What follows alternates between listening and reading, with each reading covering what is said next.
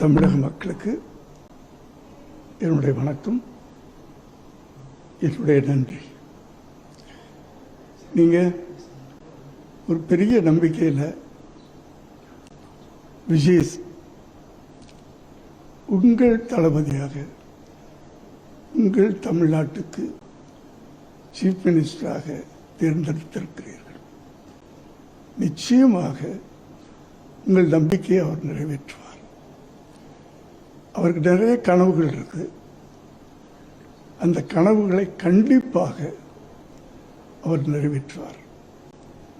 உங்களுக்கு அனைவருக்கும், தாய்மார்களுக்கெல்லாம் உங்கள் பாதம் தொட்டு நன்றி நான் தெரிவித்துக் கொள்கிறேன்.